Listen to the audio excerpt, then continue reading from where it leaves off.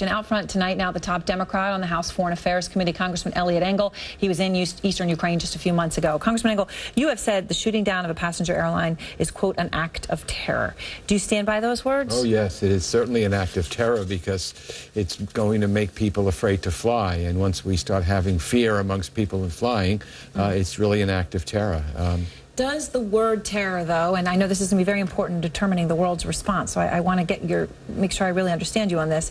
If it was unintentional, if they thought that they were shooting down a cargo plane or a Ukrainian military plane and shot this instead, if it was an accidental, horrific act, is that still an act of terror? Well, it probably was accidental, but it's certainly an act of terror because what's the net result of it is people are going to be afraid to fly. And I think that there certainly was Russian complicity in it. The question is, what do we do about it? And that's why the use of the word terror is so important because, well, let me play the Ukrainian president today. He says it's terrorism. He actually likened it to 9/11, and he spoke earlier here on CNN. Here he is.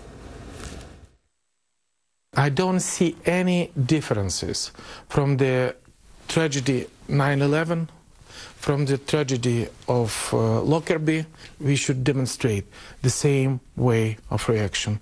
This is a danger for the whole world. This is a danger for the global security. And obviously I can see you probably agree with some of what he's saying, but when you look at 9/11 as a terrorist act, obviously there was intent there, and the United States went to war. The United States isn't going to go to war over this, so is it perhaps dangerous to call it a terrorist act and then not go to war over it? Well, I think what you call it in many ways is semantical. The question is, you know, I know I met with the new Ukrainian leader. I like him very much.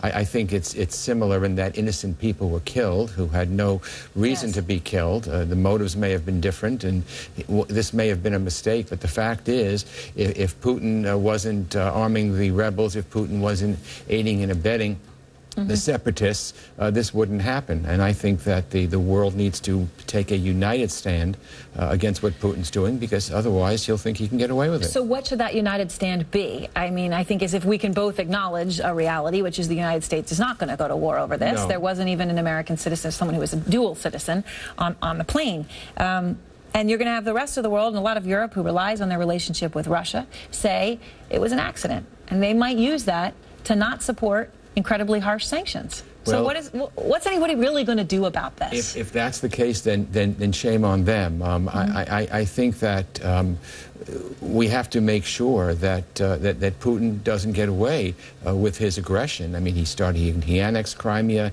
He's playing games now with annexing other parts of Ukraine. I understand our European allies get their energy needs from him, but if we let him get away with it now, when will it stop? So with the United States, would you support the president taking a much tougher stand than he has, sanctioning Putin directly, banning all Russian energy companies from any access to U.S. banks, which bans them from the global economic system? Would you say do that even if you have to do it alone? Yes, I think these are things that we should absolutely consider. Look, we're negotiating with Iran now. Iran didn't come to the table with good intentions or because they're a nice government. They came because it was sanctions, U.S. sanctions alone, essentially, that brought them to their knees. And I think that that may very well be needed to happen again with Putin.